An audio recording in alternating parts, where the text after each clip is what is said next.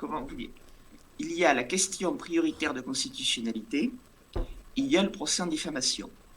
En France, quand on est un simple citoyen, comme moi, on ne peut pas demander directement au Conseil constitutionnel de censurer une loi parce qu'on la considère comme contraire à la Constitution. D'accord. Il faut que la loi soit utilisée contre vous dans le cadre d'une procédure.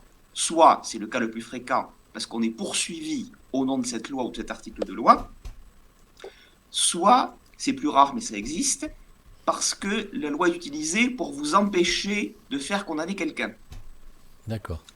Et donc, comme ça s'est déjà produit, et comme cette loi était utilisée comme argument par la défense, j'avais le droit de dire, ah, écoutez, non seulement je vous demande de condamner ces personnes, mais avant de les condamner, je vous demande de transmettre ma question prioritaire de constitutionnalité au Conseil constitutionnel, et après, on pourra discuter du fond, on pourra juger du fond avec cette loi qui, selon nous, va être supprimée et qui empêche pratiquement de me donner gain de cause. Alors, pour les personnes qui n'ont rien compris, loi de constitutionnalité, de quoi on parle, c'est juste, Maxime, tu as demandé à ce qu'on retire donc de la loi, de la loi en France qui a été votée, comme quoi les Turcs avaient commis un génocide contre les Arméniens. Et toi, tu estimes que c'est une loi qui est anticonstitutionnelle, et c'est pour ça que tu demandes à ce qu'elle soit révisée et retirée de la loi. C'est bien ça. Donc, qu'on retire le terme de génocide arménien. Je résume très Vas-y. brièvement.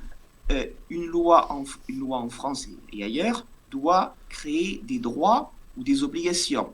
Par exemple, la loi qui interdit de tuer, de violer, etc. Ou la loi qui donne droit à des aides sociales. D'accord. Mais une loi ne peut pas se contenter de parler. Une loi qui se contente de parler, soit n'a aucune portée normative, ne crée ni droit ni obligation, soit, ce qui est le cas ici, a une portée normative incertaine, c'est-à-dire on ne sait pas très bien. Et une loi qui n'est pas claire, ça n'est pas possible. Ben oui. Et parce que c'est la porte ouverte à l'arbitraire. Exactement. Voilà. Alors moi, il y a une chose que j'ai pas compris, on parle entre nous, mais juste pour donner mon opinion, parce que je cherche à comprendre, hein, je ne suis pas juge ou quoi que ce soit, mais je me dis, alors dis-moi si je me trompe ou pas. Les Arméniens, jusqu'à présent, ils refusent d'ouvrir leurs archives, on est d'accord, sur l'histoire. Pour l'essentiel, oui. Pour aller vite, on va dire oui. Oui. Les Turcs, eux, ils ouvrent leurs archives, mais personne ne va les voir. Personne, c'est excessif. Bon, Mais j'exagère. Bon, il pourrait y avoir plus de monde, ça c'est certain. mais bon, sur quoi se sont basés tous ces politiciens pour dire qu'il y avait un génocide contre les Arméniens, puisque les Arméniens, eux, refusent de le débattre, et les Turcs disent venez renouveler les archives, mais je ne crois pas qu'un seul a été voir ce qui s'est passé. Si, certains, ils sont allés à Ras Arafian notamment. Comment tu m'as appelé?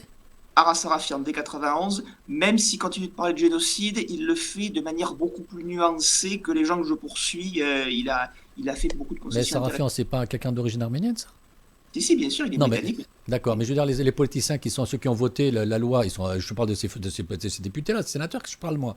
Je parle pas de quelqu'un qui est d'origine arménienne qui va en Turquie, c'est un peu normal, je comprends. Il va défendre son steak. Mais le gars, le français, là, le bon français qui assiste, qui affirme que les Turcs ont commis un génocide, il a été voir les preuves?